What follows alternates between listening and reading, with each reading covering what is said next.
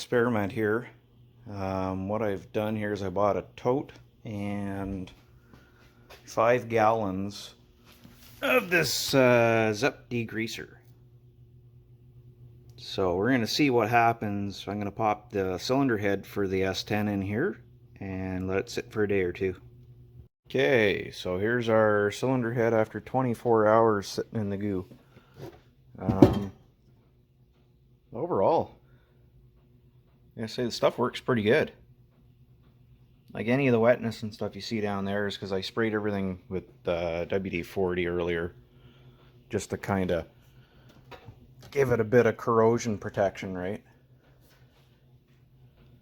I literally pulled it out of the bucket there this morning. I scrubbed it with a stiff brush, rinsed it off, and just sprayed it with some WD-40 just to prevent flash rust. So I'm pretty happy with it. I mean, that stuff's a lot cheaper than, I used to use Castrol Super Clean, but the price of it just kept going up and up.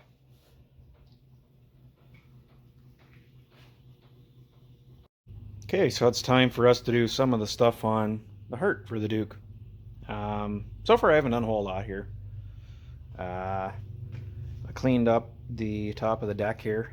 All I did was take a wire wheel to get the old head gasket off.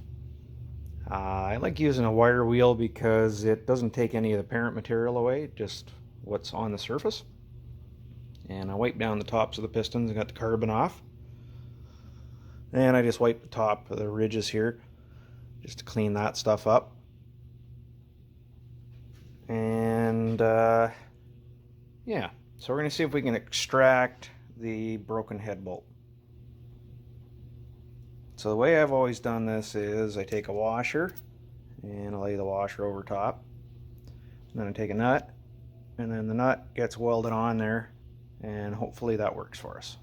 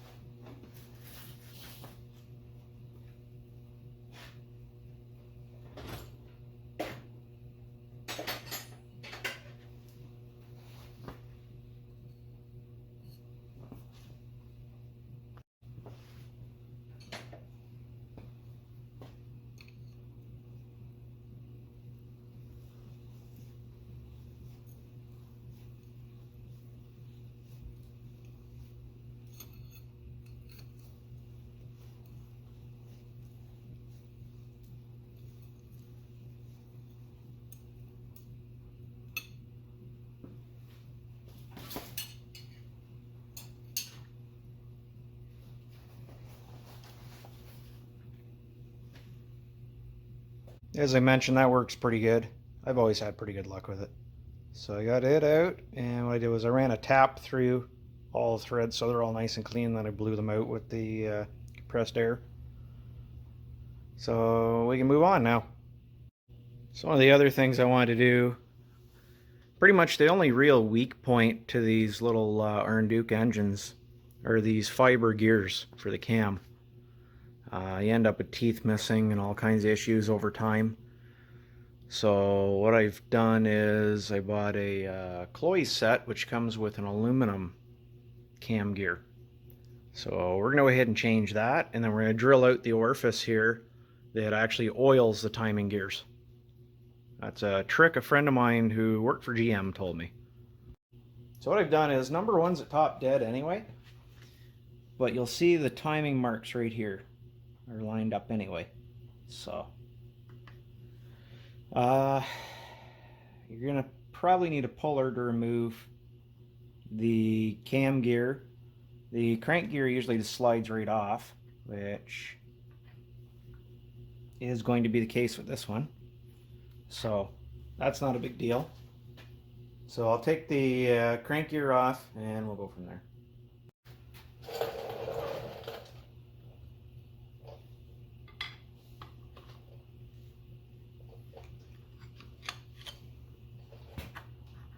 Okay, so that is our crank gear off. So like a lot of things on this truck, when I pulled the camshaft out to press off the timing gear, I found, well, a lot of things were not good. So there's some pretty extreme corrosion. So obviously I can't reuse this camshaft. It's even where the bearings are, which means that the bearings probably are damaged too in the block. And based on the rest of the condition of the block,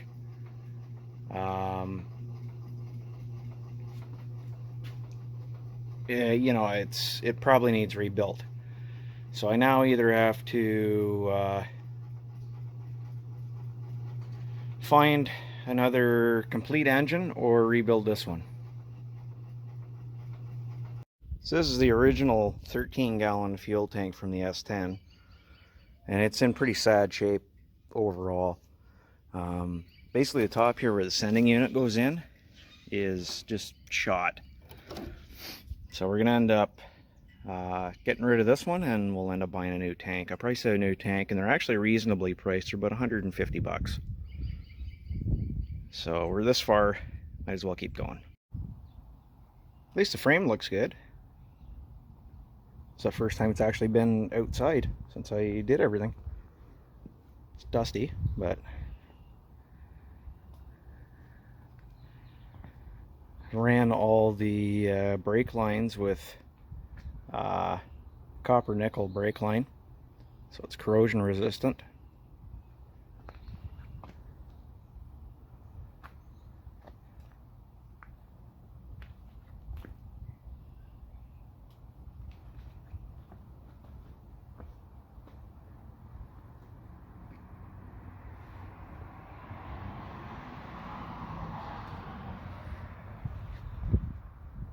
I left them long because I can't quite remember where the proportioning valve was.